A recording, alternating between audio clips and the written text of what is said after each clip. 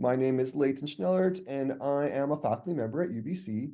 And today, we're really lucky to have Faye Brownlie, Deb Vanderwood, and Jennifer Coe working with us and sharing their practice with us today.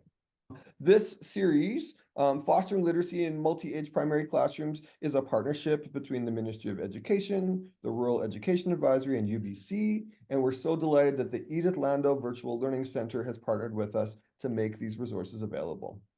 In this amazing time of education, primary literacy is a hot topic. And so part of our responsibility is to work across research bodies to welcome and connect to really rich practices and research. And so today we're going to delve even deeper, but we hope that you're checking out the series from last year as well.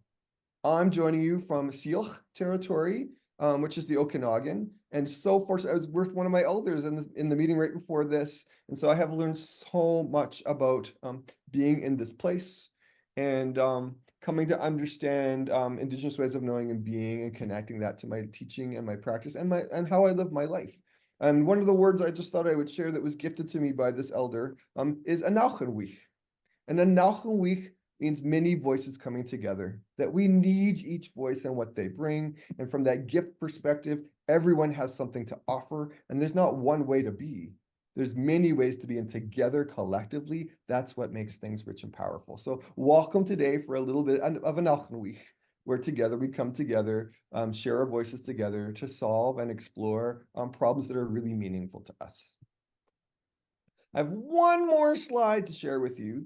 As we developed the series this year, one of the big topics that folks wanted to explore was multi-age classrooms. And so you're going to hear Faye and Deb and Jen, thanks Jen for coming on board, talk a little bit about literacy practice in multi-age classrooms and the potential of that. And so there is significant research about the benefits of multi-age grouping at all grades, but in particular the primary grades.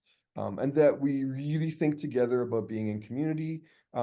There's a concept that I didn't do that slide for this time, but a concept called looping, which is the benefit if I'm a teacher in kindergarten to have those same students in grade 1 and even grade 2, the benefit of me being able to nurture and support those kids and they know the routines and how much literacy growth they have.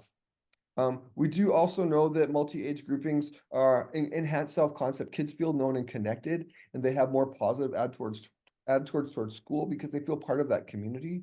And so those are social and emotional, but also academic benefits. Kids in multi-age classrooms, we see that they tend to move forward and grow academically more quickly. But it does also mean that we need to know our students and what we're doing, because it's a little bit less like in grade 1, we do this. And it's much more like, who are you, Heather? I'm so excited about your trees and your branches and your eagle that you brought with me. Let's build from that. And so we really know in all teaching, we want to do that, but multi-age classrooms, it's really critical that we think less about like, here's the grade I'm teaching and more about here are the learners I'm teaching. And then finally, and you're going to hear Deb and Jen talk about this a little bit for sure, because I saw their slides already, is that multi-age literacy instruction, it also allows for developmental responsiveness. And so we're really, again, growing and building, especially when I get to work with kids over time. I'm seeing where they're at and I'm growing them from where they're at. I use my literacy knowledge as a teacher, but I really look to see what might work for them. And so I'm really excited about my colleagues are going to share their practice today. And I'm just so delighted that you're here, everyone. Our first guest for our league is Faye Brownlie. Passing over to you. Thank you. And I am delighted to be here as well and to spend some time with Leyton and the team and to share some of my thinking and some of the practices that I am the good fortune and the privilege to participate in and with these incredible teachers around our province.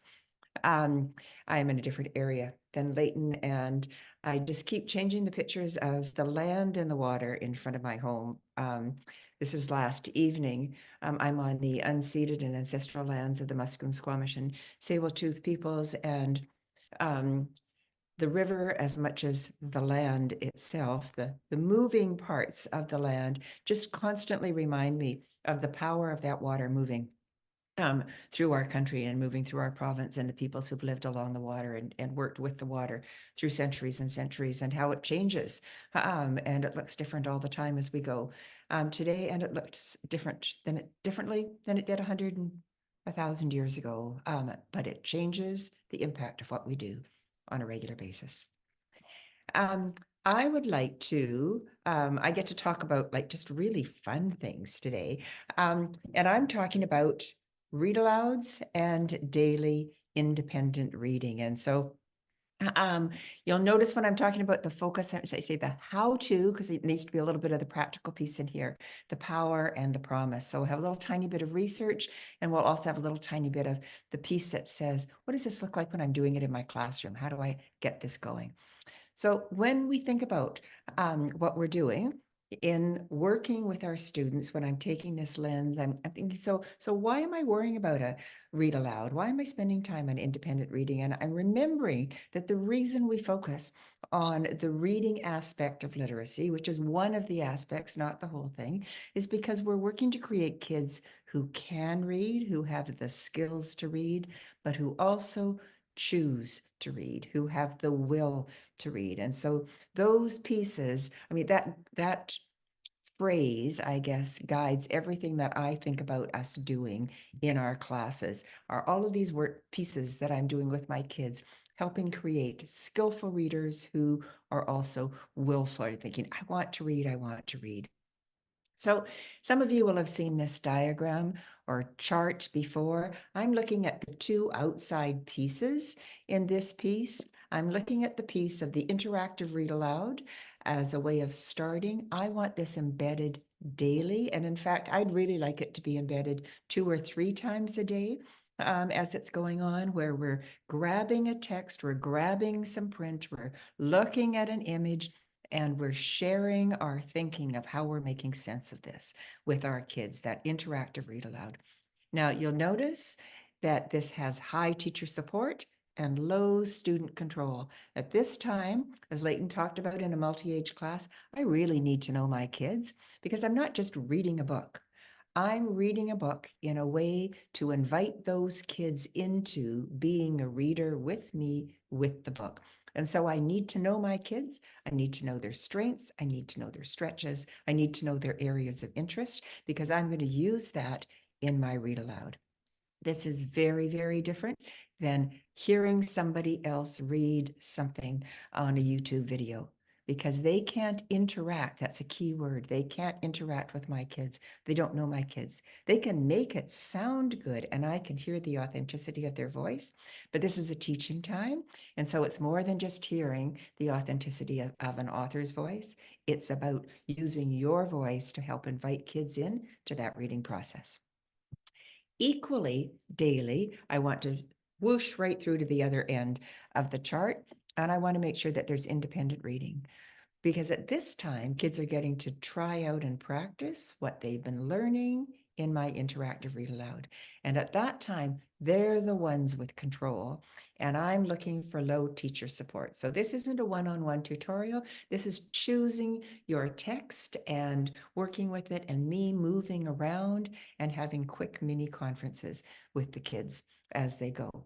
All of this, as James Britton said decades and decades ago, all of this student reading and writing is floating on a sea of talk. So it's an oral time. It's interactive. Kids are talking to each other. I'm talking with the kids. We're sharing our thinking. It's not clean cut. This is well, it never could possibly be with young learners, a silent reading time. We'd like it to be a quiet reading time so that others' voices aren't interfering with our thinking. But it's hard to resist the sharing piece that comes through. And it's really about murmuring voices and quiet voices. Everything we do in literacy is looking at that moving in control and shifting control from the onus from being with the teacher to the onus being with the child, and the child gaining more and more expertise, whether it's in reading or in writing or in oral language as they practice it and moving through. So a brief research piece is thinking about moving to some of the literacy leadership briefs that come from the International Literacy Association. And one of their pieces, and it's where I've borrowed the power and promise phrase from, is thinking about why are these pieces important? Okay, what are the things we need to think about? So in read alouds, they're reminding us that it's a variety of genre.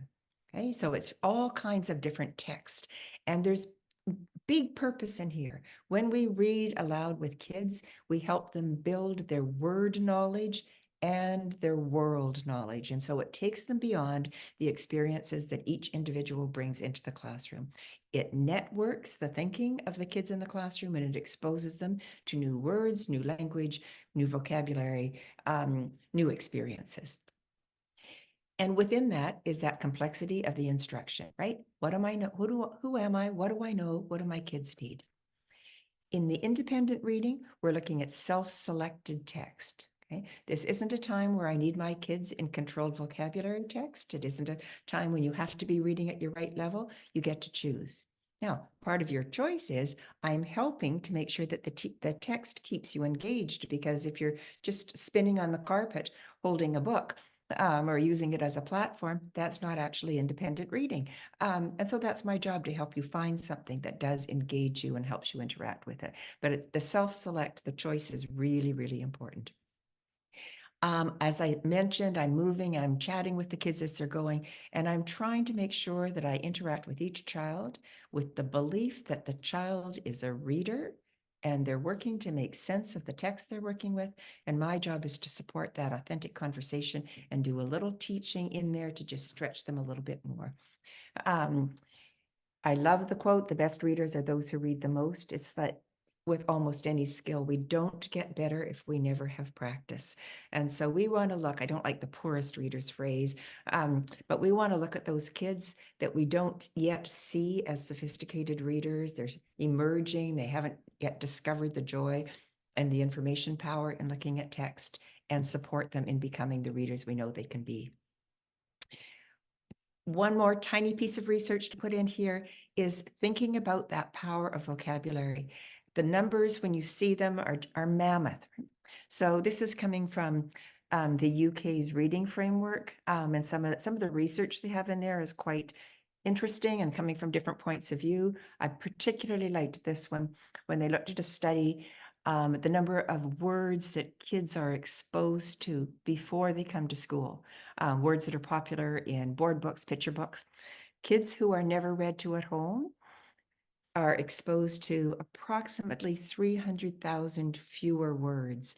Think of the difference that does to your ability to participate in the classroom, in the environment, and the school language that goes around if you haven't been exposed to those words. And it's not about a better home and a less better home, but it's about what's the language like in the home, and what kind of experiences are they getting, and how are kids set up for success when they come in.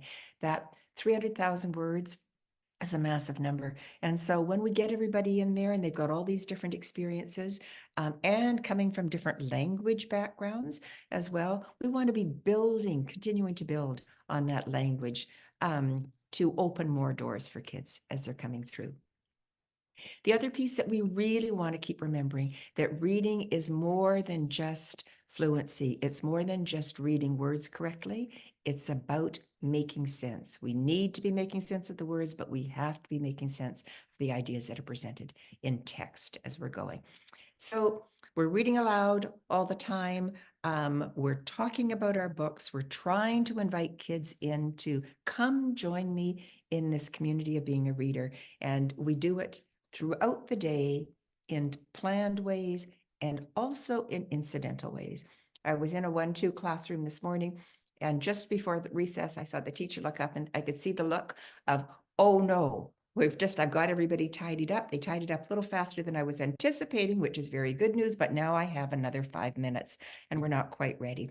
Grabbed a book, read the book. The kids instantly popped onto the carpet, and you could have heard a pin drop, except when they joined in to help her with the reading.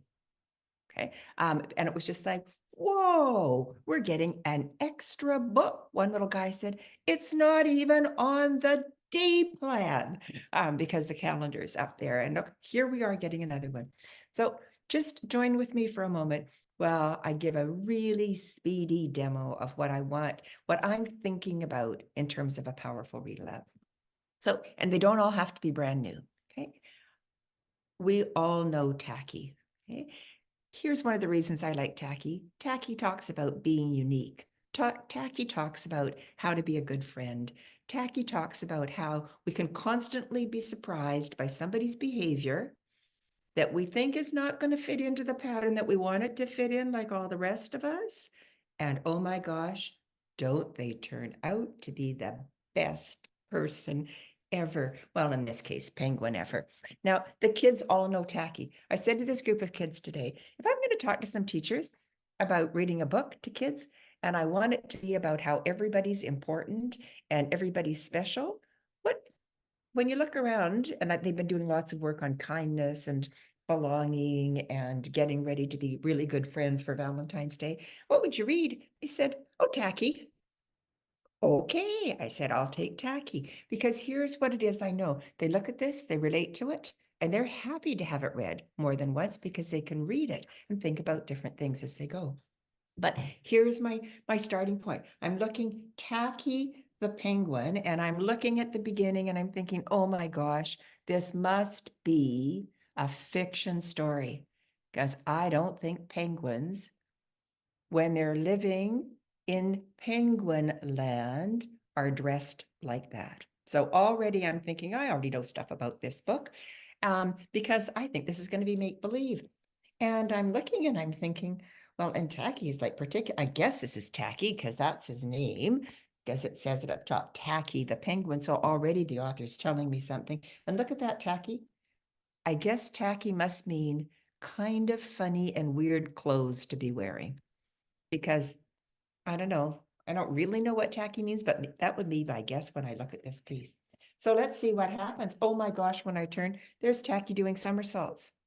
Okay, I don't think I've ever read a story about penguins doing somersaults, but oh, I feel so much better. This first page has a penguin where I think it's supposed to be on ice. There once lived a penguin. His home was a nice icy land he shared with his companions. Companions, I think that might be words for friends. His companions were named Goodly, Lovely, Angel, Neatly, and Perfect. Oh, they seem, when I look at them, to be quite different. Then he looks over here. Did you notice that? Are you already thinking about how many other ways he might be different? Okay, and I can keep reading. Now, notice the piece, I'm talking. The kids are nodding, stuff, they're helping me out. They're finding things as they go.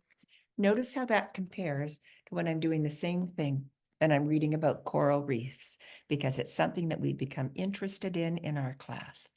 So when I'm starting now, I'm talking about, this is a book that's nonfiction, and there's some things we know about nonfiction books. So we can talk a little bit about what do we know about coral reefs? What kind of questions have we got? And then we can start and just look, we can analyze the picture, but here's something I really want to start about. Let's look at the table of contents, because here's really important news about nonfiction books like this with the table of contents. We don't have to read from the beginning to the end. We can think about what were we curious about, what are we wondering about, and we could read down this table of contents and see if we can find where it's talking about our question. And then we could actually look where it says here, ooh, 6 cool facts about coral reefs. And we didn't think we knew very much, so maybe we want to start with finding out some things about coral reefs. Let's start right over here. And if we just run down and we think this could answer our question, it starts on page 22. We could skip right over to 22 and read here. Isn't that amazing? A book that you don't have to read from start to finish. But we might find we've got more things we want to find out and go back to the beginning and read from the beginning. And then we talk about this too. But in our read alouds that we're doing every day, more than once, we're talking about some of the big thinking about reading as we go. And we're talking about the content and the ideas. The one other piece that we're talking about in here, well, it's not just one, but another piece that we're talking about is I'm thinking about who the kids are in my class and what are we working on in terms of decoding skills. And so if we've been doing some work around how do vowels get to say their own name, I might start by even just putting, before I've even shown this, putting the word reefs up and saying, I wonder if we can figure out how to decode this word. What are some patterns in here that we know? Okay. How would we do the first sound? How would we do the last sound? What do you think those two E's, when they come together in a word, might sound? Are there other words that follow that same spelling pattern? What about an eel? Well, when we put that in here, let's think about some of the other words and some of the patterns. Now, I'm not doing it with all the words, and I'm doing it with one pattern or two patterns as we go, because those little inserted pieces where we're talking about how we use some of those phonemic awareness skills and other decoding skills that we've got in context help immensely. The other piece that we think about, so there's my little books that I'm looking at. I also want to think about that other piece when we look at the independent reading. And there are pieces in here that, again, I want to be thinking about making this work during the day. And it's not that you just sit and read. As you're reading, I'm moving around and I'm having little quick conferences with the kids. Okay. Now, I'm thinking about when does this happen? I want to have a scheduled time where we're going to be reading books of our own choosing, and we talk about how we choose a just right book and a book that we're interested in. But there's other times when it just becomes an opportunity to read. It can be one of the things you do as a soft start. It's something, oh my gosh, you finished? You could actually get a book and you have a few minutes that you could read. You might want to choose a partner to come with you when you're reading as they're going. So we've got an official time, a scheduled time. I'm looking at 10 to 15 minutes of scheduled time as I'm going. We're in there, and I might follow up my 10 to 15 minutes with another 10 minutes of official buddy reading, where we're actually sharing with one another and we're changing our partners and talking about our books and reading to each other. And then sometimes once or twice a week, we might sit together in circle. And after we've had a buddy read and share something about a book that one of our partners has read. So we're not just getting airtime for ourselves, we're getting airtime based on what we've done when we were book sharing with somebody else. So we're building in those connections among kids as we're going all the time. As I'm moving around, I'm really working on having a strength-based conference. And these are really mini conferences. So sometimes it's a minute, sometimes it's 2 minutes. I'm trying to touch base. Colleen Politano used to call these butterfly conferences with as many kids as possible.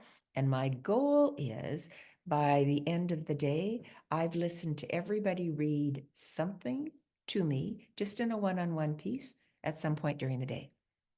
So they might have read something that they were doing when they were working on a math word problem. They might have read something to me from their independent reading. They might have read something to me when they said, hey, you know what? I went and I got tacky and look what it says on this page. And they're going back to a book that we've had in a read aloud. But trying to touch base, because that little window in gets me to notice what the child is doing as a reader and give one little piece that recognizes the strength they're doing, gives me information to guide my teaching next, and helps me move them forward just a little bit in their reading. So trying not to make this into a big tutorial, trying not to skip my kids that I'm not worried about and only listen and conference with kids that I am, because everybody needs the conversation. One of the reasons that I believe that that our kids develop to be good readers is because they know that talking about what you're reading counts. Is an interesting thing to do. It's a sharing thing to do. And kids who aren't getting that same kind of interaction with text don't know the power of being involved in that conversation as they're going. So I mentioned this, 10 to 15 minutes, 10 minutes of buddy reading, getting together to share some as we're going. And if I'm new to this, I'm starting off by thinking about how do I actually have that conversation? What is it going to look like? And there's lots of books written and articles written on how to have a reading conference. And I just think it's always important to try and make this as easy and accessible for us as teachers. So we're thinking this isn't intimidating to do, but it's possible to do. So essentially, this is what I'm thinking about in a conference. What are you reading today? Why'd you choose that book? Okay. We can talk about the beginning especially if I don't know much about the book, or if I don't think that this might be the best match for the child that I'm talking to. So I need a little bit of information because I want to give the benefit of the doubt to the child to say, so why did you choose that book? Let's talk about the beginning. Help me catch up to what you know about this book already. I want them to read a little bit to me because that allows me to notice what the decoding sounds like, what the fluency sounds like. Are they reading like a reader? It also allows me to see if and when they stumble on a word that might be challenging or just takes a little more work to come by. This gives me a chance to talk about how they figured out the word, because they might do really well on some of my more isolated practice that I might be doing with some sounds and symbols and, all of the work that we all work so hard on. But the important piece about that is what that looks like when you get to be reading. Right? So you can count syllables and clap syllables. If you can't find syllables when you get into the reading piece, then it's not transferring, and it needs to be transferring. So I'm talking about what's happening in the comprehension, the understanding, and I'm trying to find where's my piece that I'm going to come in and talk about the words, the vocabulary, the understanding of the words, but also the decoding. And I really want to be authentic in what I'm doing. Now, picture your kids. If they know you're a moving target and you're coming round and talking, they start saving places for you so that when you come by, they're ready to read to you on the place that they most want to talk about. So let's just have a little boo at Lucas here. Lucas is reading from Elephant and Piggy. At the beginning of the year, he was still working to kind of solidify the letters of the alphabet, and is very proud of himself as a reader. And I'm going to start him, but I don't want him to start there. I want him to start quite through here. Oh, so to stop it. listen to what it sounds like. A reasonable way to respond? To get mad like that? I wonder why they did that. Why do you think they got so mad? Because he's broke his heart. Oh, he broke his heart. I better have that printing gets so big, doesn't it? And sad. I am not and sad. I am sorry. You are sorry, very sorry. You think that will help? No, Oh, I don't care. I do not care. Your voice is broken. oh my gosh. And you broke it. Uh-oh, can we stop for just a moment? I can't believe you didn't used to like to read at all. You're just zooming along since I last saw you. Okay, can I see if I can trick you on that page? Can you find me a word in there that says broke? How did you know that was broke? Because I found it. Did you have a strategy for finding it? What was your strategy?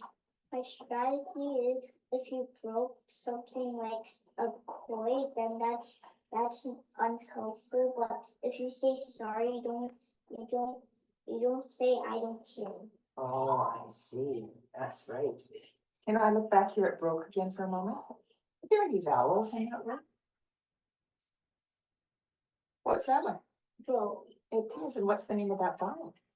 bro. Yeah, there's an O in there, isn't there? And it says it's named because of the silent E at the end. Wow. Okay. I'm going to see if you can trick me just for a moment.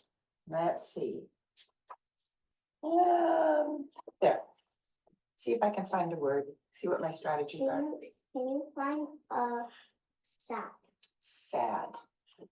I think it's going to start with the sounds and add the dip. I think it's going to be this one. Am I right? Do you want to ask me any questions about it? Yeah. Okay. And are there any vowels? I think there's a vowel. I think it's the A vowel, and it's saying the sound A. Was I right? Good team. Now, you see, now this is contrived, right? Because I've taken him out of the room so I could actually video him. And then, of course, the kids all walked by on the outside to make it noisier as we started, which is standard of what happens. Notice how his style is he's going very much from the understanding.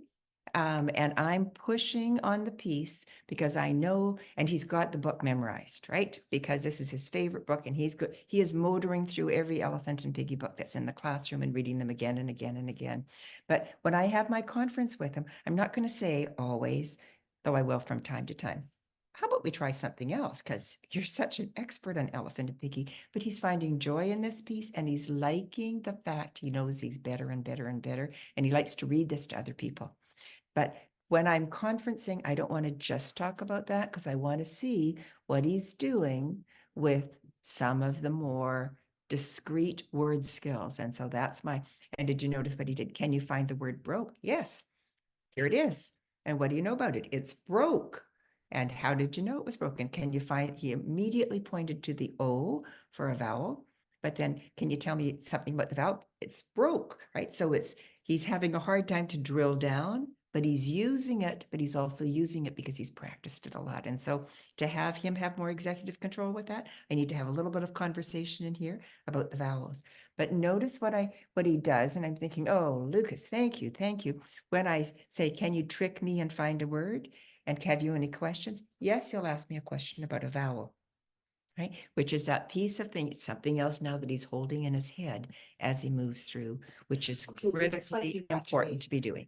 Okay, I want to get away from him for a moment because I want to take just a moment to look at this different reader, and we're going to have her just watch her for a moment as she's going, and I'll see if I can get her. She takes a long time before she stumbles on anything. She's reading Rabbit and Bear, and has lots of understanding in what she's doing. And she moves her bookmarker to each page as she goes because she wants to make sure that she's absolutely on point with what she's doing. Okay, let's see if we can get her to go. So what book are you reading from? Rabbit and Bear. It's quite And looking at the nice view. He is, isn't he? And he's seeing all those mountains. Yeah. Mountains upon mountains. Do you think Rabbit is used to being up in that tree? No. How did he get up there? Because he's holding on to Bear's back.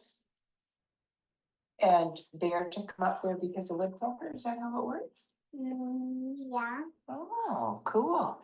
You know what I noticed? You had a strategy going on there that was really what good readers do when they're reading. And you came to this word right here. What's that word? Suede. And you figured it out. Like I noticed you paused for a moment and then you did some things and then you figured it out. How did you figure it out? Because it has suede in it and it's like suede. It is. I noticed that. That really showed that you were thinking as a reader. So if this is the tree, can you make it sway? Yeah. What would you do? Use the wind. Use the wind. And what would happen to my hand in the tree? Can you move my arm to show me it's swaying? Okay, so it moves in the wind. Yeah. It does. All right. Thank you very much. I wonder what's going to happen. I hope they don't fall out of that tree. Do you think they're going to want to go to those mountains? Yeah. Maybe. Okay, you can tell me next time. Oh, you're good. You can tell me next time. So, what book are you? So the piece that I want you to think about in Olive is that she's self-corrected. She sounded out swaying as she was going. And then what does she say when I ask her about her strategy? She said, well, it had the little word way in it. Okay. But I also want to check and see if she has any understanding of what sway means. And she's figured it out, and it's because of the wind, and it's going to move, and on she goes. So when you think about these conferences, now again, I pulled them out. We've taken 2 or 3 minutes. If I'm moving around in the classroom, I'm just going pop, pop, pop by kids, but that's my piece. Read to me, talk to me, act like a reader. I'm acting like a reader. We're talking about the book you're reading, and I'm also infusing some word piece in there. If I want it more, if I want to collect some data as I'm going, this is a form we sometimes use, but I don't want you leaving thinking I have to fill in a form every time. I might do a spot check and use this to help organize my thinking as I'm going, but I'm constantly moving around, meeting these kids all the time, so that they're used to having conversations about text, and I'm finding out about them as I go. So here's your chat room insert. Okay. Think about reading aloud to your kids daily, more than once, and independent choice reading daily. And here's a moment, grab a book and read. What resonates with you, connects to your thinking, connects to your practice. And what are some things that might have sparked your thinking that you're thinking, I might be able to try. I wonder about, I can grow this practice by. I think I've got something I'm liking even more than what you talked about there, Faye. And here's an idea that other teachers might be really interested in finding out. So while people are replying, I see there's one question in the chat box where Lori's asking about our most emergent readers. I know, and I was just typing in a little response. My response is grab a book. So I'm all of our classes, right, have a full range of kids. So I want you to still be included, and I'm still going to talk to you, but what we're going to talk about is what you're seeing in the pictures, what you're creating as the meaning around your pictures.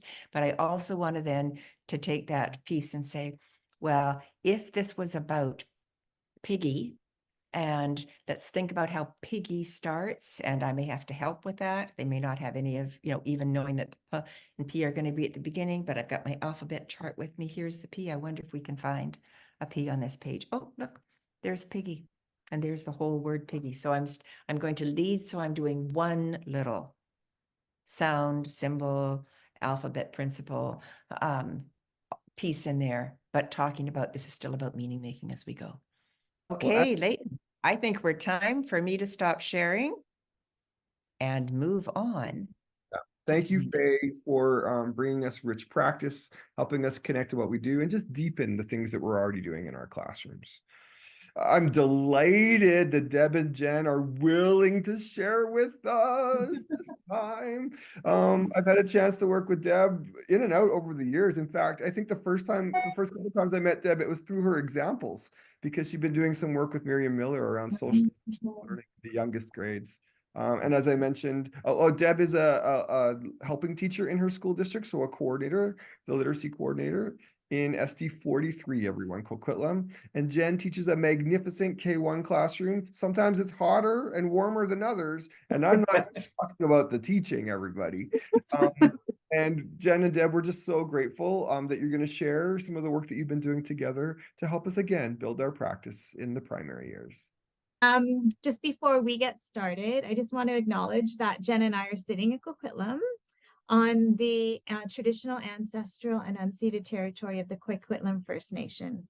And we want to thank the Coquitlam who continue to live on these lands and care for them, along with the waters and all that is above and below. Like Leyton said, I'm Deb Vanderwood. I'm actually the early learning coordinator in the district, but I work really closely with our literacy team, or I'm part of the literacy team in our district. And Jen and I have done some work in writing this year in her classroom of K1 learners, and we're going to share some things we learned and share some of their work with you. So we thought we would just start by sharing what some of our beliefs are around multi-age classrooms. Both of us have taught multi-age classrooms many times. And these are some of our beliefs that guide what we do. We know about our student strengths and stretches in relation to the curriculum, and we use that to guide our teaching. So it's really important that we know who our learners are and where they are in their learning. We really believe that it's important to teach all students in the class. So it doesn't matter, how, where they are in that continuum of learning, whether it's in the range of their grade that might be expected in their grade or not. We really make sure that we have opportunity, that all students have opportunity to learn from what we're doing. We also know that our goal is to further the learning of all students, no matter where they are in relation to the curriculum. So we're going to just keep moving them forward in their learning. And again, assessment is key to what we do. So that assessment piece is really important, and we are continually assessing as we're working with the kids. And that's really what's guiding our instruction. In my class, I have 19 students. It's a K1 class. It's made up of 14 grade 1 students and 5 kindergarten students. In it, there's also 2 low incident students and 5 students with English as an additional language. But I thought, which is interesting with Deb, when she came in, she mentioned often that she didn't know the difference whether I they were. still don't know. Yeah. So we've been working, I've been going into her classroom since the beginning of October, about once a week to do writing with her class. And I still, to this day, don't know who's in kindergarten and who's in grade 1. Jen doesn't address them that way, or there's no identifying markers on their desk or anything about who's in what grade. So I think it's just like any grade. I think you teach a wide range and you teach to the kids you have in front of you. When we decided we were going to work on some writing, it was actually, I kind of initiated it. I had been doing some reading of some Matt Glover's books on writing with young children. What I really liked about that first title was he focuses on preschool to kindergarten, and that's sort of in the early learning world. That's my who I kind of tend to support teachers with. And then I was given an opportunity to go and hear him speak in person through Poppy. And there were some ideas that really resonated with me, not only I think mostly because they were ideas around instruction and writing that I really believed in and that I had heard other people talk about, like Faye. So those ideas were very similar, but he also made explicit some things that I hadn't thought about or didn't realize why I was doing what I was doing. So some of the ideas that really resonated with us were that all children have stories to tell. So no matter if they can write them down with words or just through pictures, that celebration and that honoring of all their stories to tell is so important. And just giving them time to recognize and listen to the stories they have to tell is so important.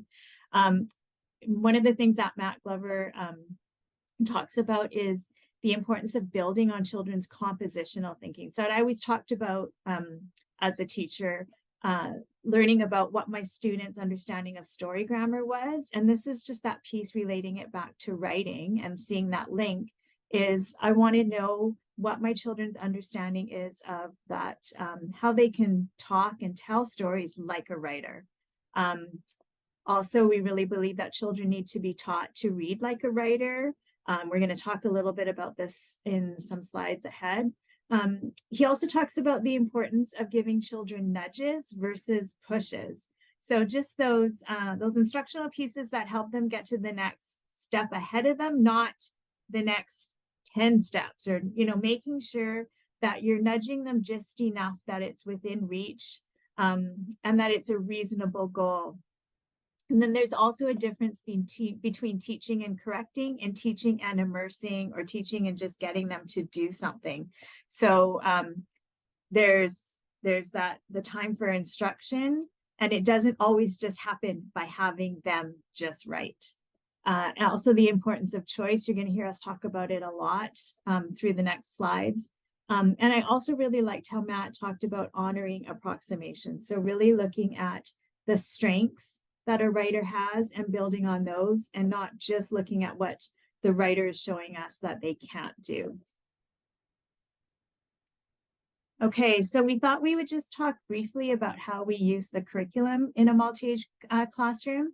I really like the continuous view because it shows the competencies and the content and the big ideas of each grade sort of close together. So you can see really clearly the similarities and the differences.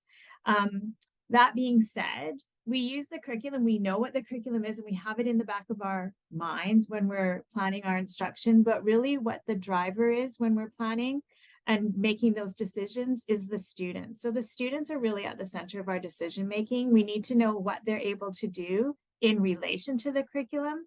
But if they're nowhere near the curriculum, like those outcomes, or if they're way beyond, we are still going to teach them and give them those nudges to keep moving them forward.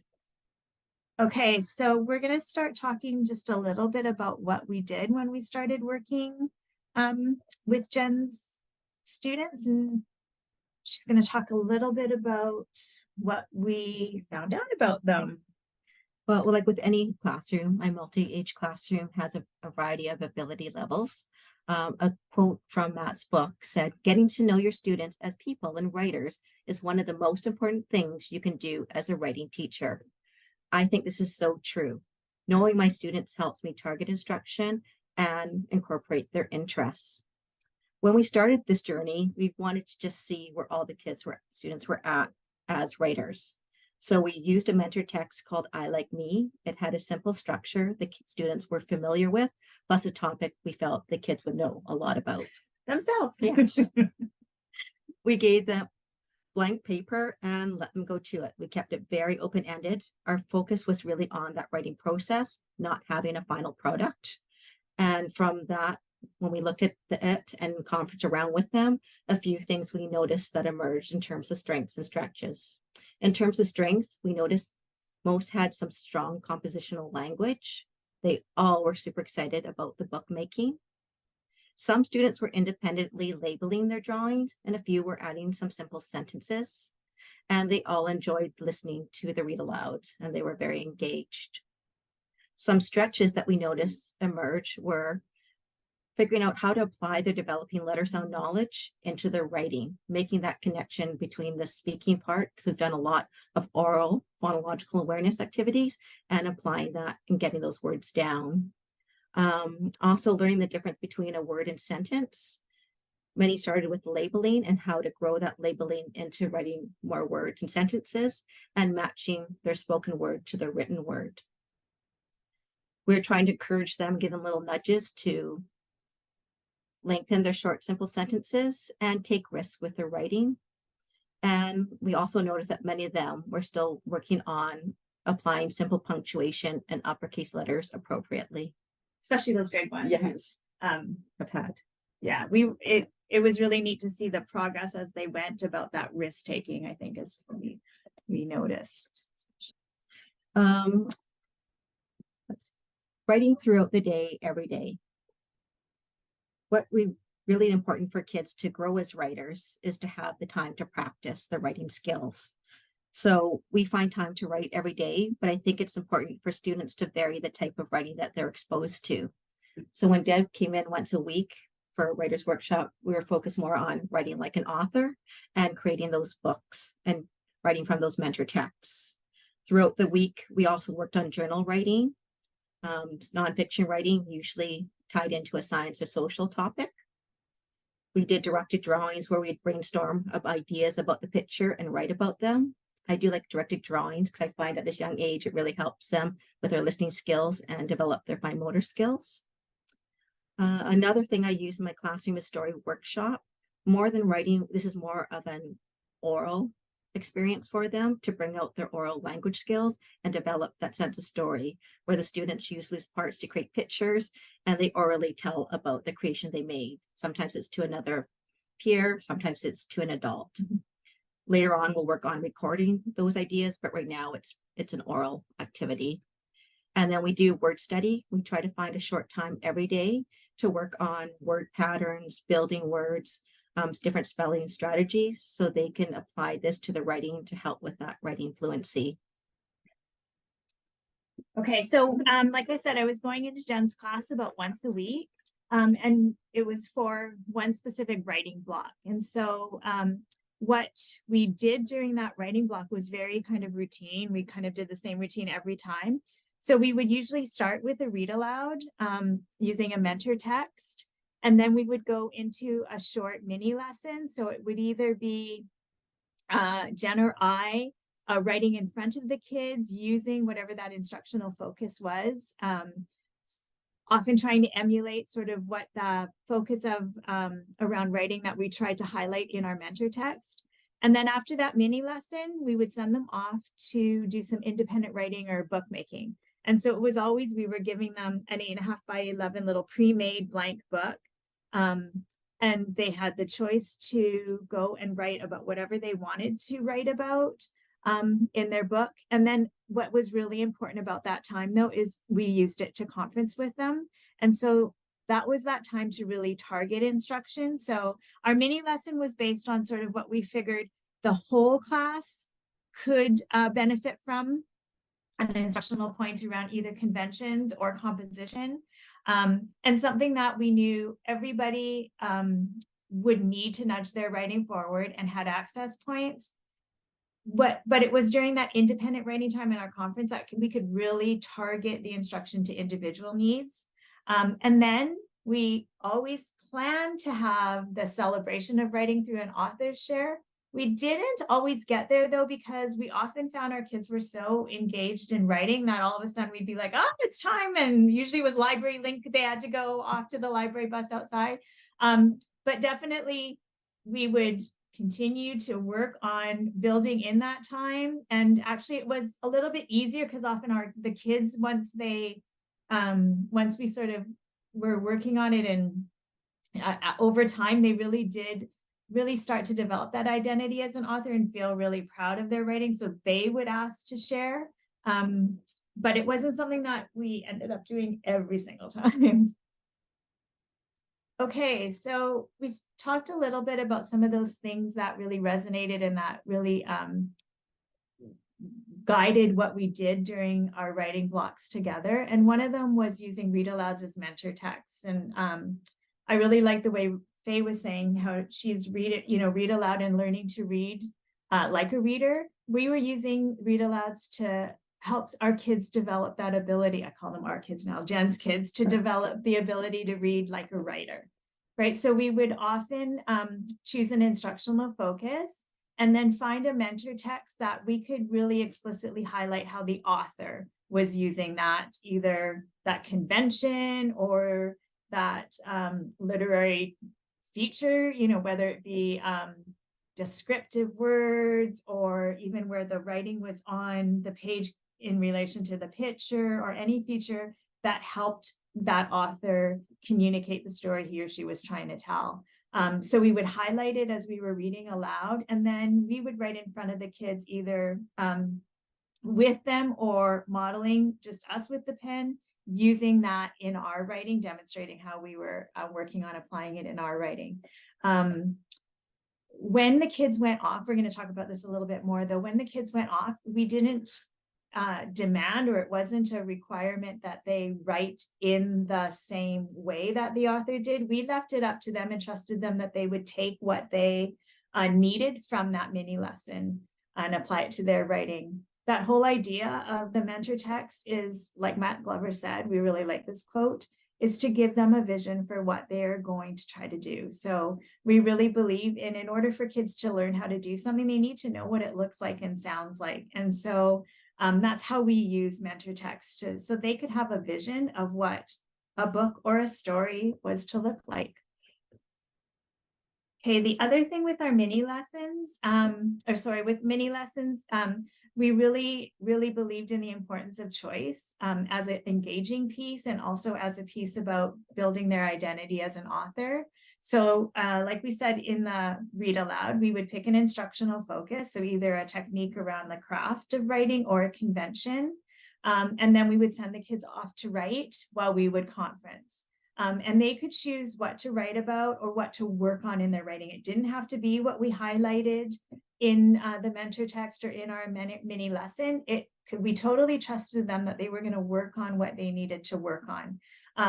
However, what we really liked about the conferences was that instruction didn't just depend on what happened in the mini lesson, that it continued through the conferencing. So we really use that conference time to really give those nudges that were very personalized to what we noticed our students doing and what we noticed they needed to do next. And kids really did, some of them took the ideas or the topics and ran with it. Some of them just continued to work on the topics that were important to them.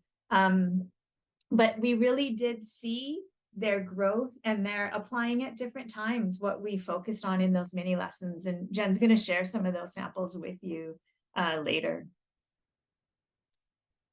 Process over product. We really saw the value in the writing process over having a finished product, as Deb mentioned. After each mini lesson, they had the option either to continue on with a previous book that they had started or to start a new one. They were never required to finish one book before a new book could get started. I think this was a huge part of them keeping motivated as writers and really gave them that choice and kept them engaged. Many of them actually chose to go back and used to like to read their old books. One student was actually quite cute. He went back and he noticed majority of his books were about cats. And he said to Deb, you know what? I noticed I write a lot of books about cats. I think I'm going to be an author of cat books. And that was kind of cute. Yes, I think the main thing was that we're teaching the writer and focusing on them and how to grow their craft and not on the writing and the type of writing they need to do. It didn't have to be direction or nonfiction. They had the choice of where they wanted to take it. I think another important part was writing over time. It wasn't a one-time, one and done. It was something that could continue on, and it was very, very open-ended. And I think this gave really good access points for all the different learners and abilities. Some were more focused on the illustrating part. Some were right into the writing part first. The students had choice to where they wanted to take it, as Deb mentioned, and this really built their engagement and kept them motivated. And I think really helped their confidence as writers. They didn't feel, oh, I had to do it this way. They could personalize it and take it the way what they wanted and where their abilities were. Yeah. And it's not that Jen never does writing with a product or, you know, writing that's published or displayed. But during this time, we really focused on actually the process and not the product. So, you know, teaching the writer, what do they need to learn about writing, and not, it's all about having a finished product that looked a certain way. Yeah. Yeah. So, one of the things I mentioned earlier that really resonated with us was in our instruction, making sure that we gave kids nudges and not pushes. So, you know, just when we know the kids and what their strengths are and what the next step would be, and a step that's, you know, related to their strengths and leveraging those strengths, they were that much more apt to actually apply that and be ready to do that instructional piece. So we really use, like I said before, their independent writing time to conference with students. And at first, we really thought that, oh, this will be great having two of us, because during the conference, you know, one of us could really work on those individual instruction times, and there's two of us in there in case there needs to be some management issues. But what we noticed is over time, the students just became more and more engaged, that there was no need for redirection or management of behavior, or, you know, even, can you come and help me spell? It was very much, they would just be writing and we would move around and go and conference with them. And almost like they were never, you know, like waiting with lots of hands up or anything. It just worked so beautifully. There was a point where we're like, you know, we do have the luxury of having two of us in during that time, but it wasn't necessary. It was definitely something, like Jen said at one point, I could do this and it would not be an issue, just having one teacher in. I think at the very beginning, the first two lessons, I think that was helpful having you there. But as the kids have grown as writers, and it's been a really easy routine for them to get into, Yeah, I think that's why they've been able to manage more easily on their own. That routine for sure. Yeah, and so we just have a picture of Jen conferencing with one of the students in her class, and then we also have a picture of a lesson we did, sort of that was a nudge rather than a push. We realized that the kids, there were so many kids that they were starting to do that emergent spelling, but they were missing finger spaces. So we thought that made really a great mini lesson idea for the next time. And so we did some interactive writing. So there was that gradual release of responsibility. We weren't just modeling, but we had them come up and do some of the writing too.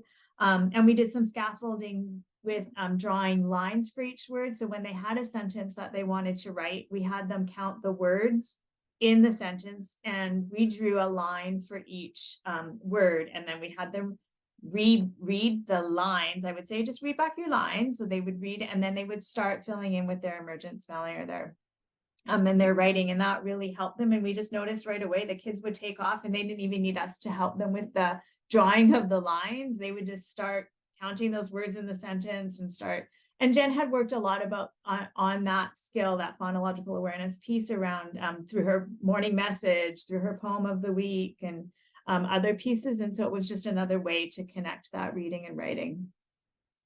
Which leads right to the next slide is we really believed in the importance of linking reading instruction and writing. And so at the time when we realized there was a point where, we thought at the very beginning, like Jen said, we knew that there was a strength in the class, like she had been doing some work, like Faye out on some of those skills in isolation around blending and segmenting, around pulling apart words to figure out the sounds and hear the sounds.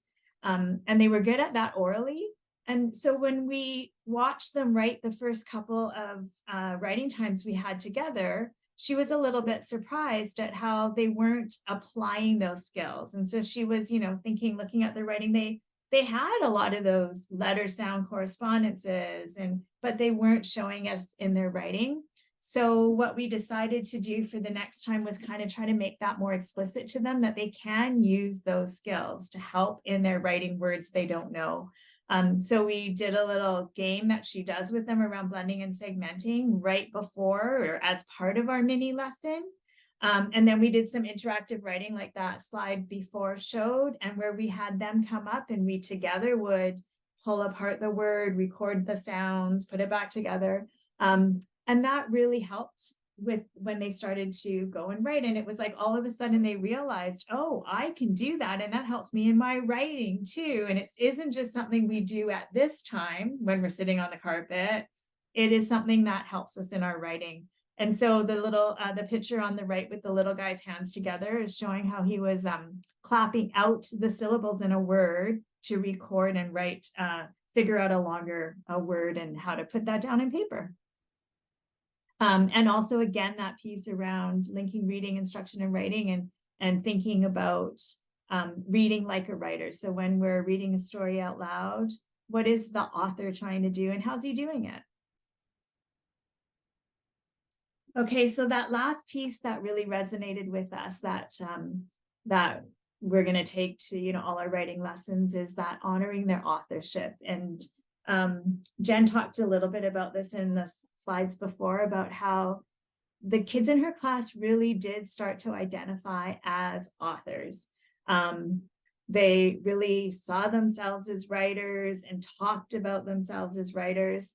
And so when we're thinking about what we did that led to that, and what are those actions that we do when we're writing, when we're doing writing with kids that help develop that, first and foremost, I think, is that providing choice, right? So they had the choice of topics to write about. They had the choice of whether they were going to finish a book they had started at a previous time, or whether they were going to start a new book. They had that choice of whether they were going to finish one or start a new one. We really worked on celebrating the stories they have to tell. So even if it was just really intently listening to the stories they were sharing orally with us around the pictures at the beginning when we started, we showed an interest in that and we celebrated that, and we looked for strengths in that as well. And again, like Jen said earlier, it was teaching the writer, not the writing. So it wasn't that the kids had to fit in their skills or their ability to a certain model of writing we had in mind. We were teaching them where they were at and nudging them forward. The other piece that we kind of went back and forth at the beginning was Matt talked about not scribing for children. And I don't think that we scribe for children, but we would record on their paper. Both Jen and I, as teachers, would record underneath on the page what or how they read their story back to us if it wasn't readable to us. So if they, had tried to emergent spell their story, we would write it in handwriting, because we both believed it wasn't something for the children. It was for us to remember their story and to document their journey as writers. But when Matt was saying he doesn't do anything on the children's paper, it's their work on the book and on the piece of paper alone. So we thought it was really important to record how the students were reading their story back to us, and to remember that for instruction purposes, for assessment. So we started with putting Post-it notes on the back so we could remember. And then we would track if their story changed each time they read to us, or we can track where they were in their sound symbol correspondence and their emergent spelling, all of that. And I think that really led to honoring their authorship. And we didn't write anything on their page. Their book and their story was theirs, and what you saw was their work on there. And so I think we have some ideas of what we're going to do to record that on a place outside of their writing, because the sticky notes are okay, but then they're flipping all over. So we're still working on how we're going to do that going forward, but we're not going to write on their page. So we like this quote because I think it's that piece around honoring approximations that really helps lead to them developing their identity as an author too. That Matt Glover, from Matt Glover's work, he says, as adults, we have to be willing to take a child's piece of writing and see all that the child can do and not what she can't. And in the beginning, it was just, even for some kids, what they could, how they were telling us about their pictures. So this little guy on the left, he's reading, he was kindergarten. When we started, he would, just his stories was just through pictures. And then he would orally tell us, and he didn't really have even very much compositional language. But what we knew was he could describe those pictures. He had a sense of what he was talking about, of what he wanted to communicate. And so even just honoring that and moving him forward. So, and then there were some kids that were writing short, simple sentences to accompany their pictures as part of their storytelling. So we celebrated all of it, and we noticed strengths and what all of that was telling us about where the individual students were. Okay, so Jen in the next few slides is going to share some of the writing that her kids were doing. I think most of them are kindergarten, because there's a couple grade ones in there. And so she's just going to talk and show you where they are, where they came from. Okay, this one student was kind of reflective of where we're at the beginning of our journey. Majority of their stories came through pictures and attaching some letters or some words that they knew to tell their story. One thing, this student, her pictures were maybe a little more on the simple side, but she had a huge story to tell for each picture, and she knew exactly what she wanted to say and tell about it. And then in the next slide, this is where she is now. What was so exciting about it was not only we can notice that she's growing as a writer, but that confidence, because before she'd be like, oh, can you help me spell, or how do I do this? This she took off and did it independently. She's counting the words that are in the sentence. She had a line for each word that she wanted to write in the sentence.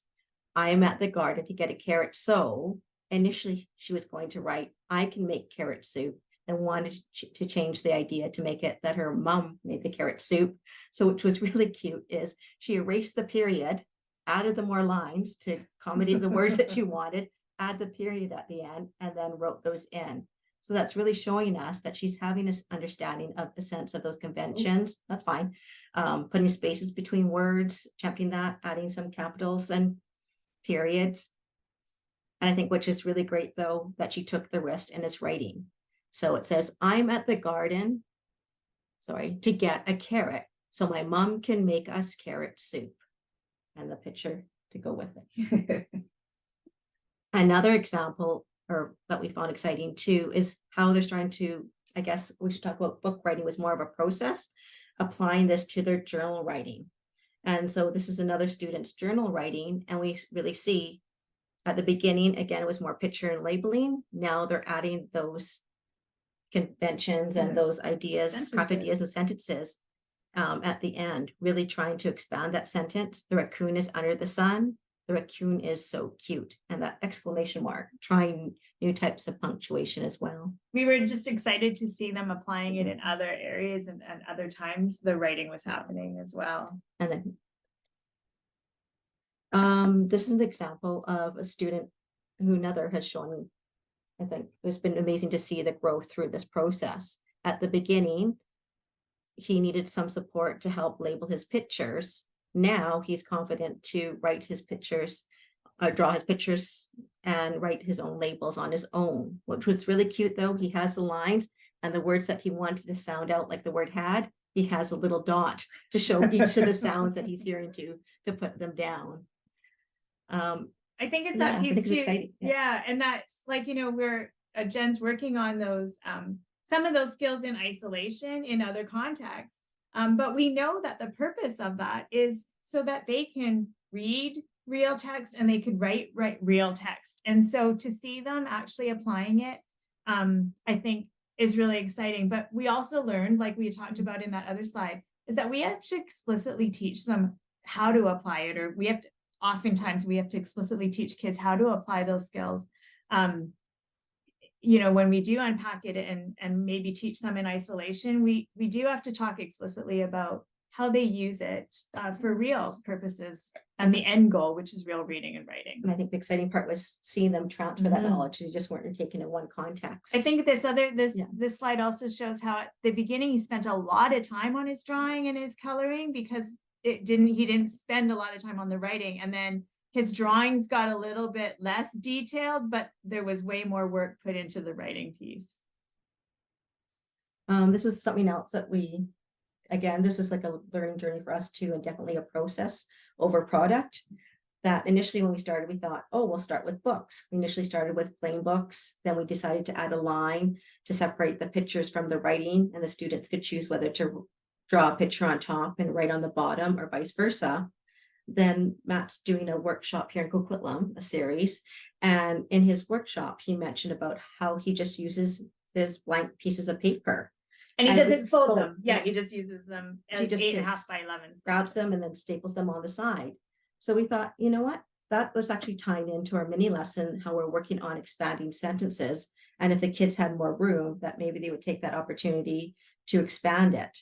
Also, too, it also made sense because it could easily add paper to the back, so they could increase the number of pages if they had more to say. This is a little story from a student about a cat and a mouse and a tot. It says, the cat and the mouse and the tot. The cat and the toddler. The cat and the mouse looked at the mouse. Shh, tot and mouse. The cat was with the tot. And it was funny today because when Jen came up here, she was showing me, because we were like excited. This is a little Kay who wasn't writing at all at the beginning, and now she's writing stories and we can read them. But she had actually taken a book. It was an Elephant and Piggy book that she was reading during book time. Jen had found it, and we saw that Jen said, I think this is where she got the ideas, because they had the shh and the he, and the sentence pattern was very similar, but with different characters.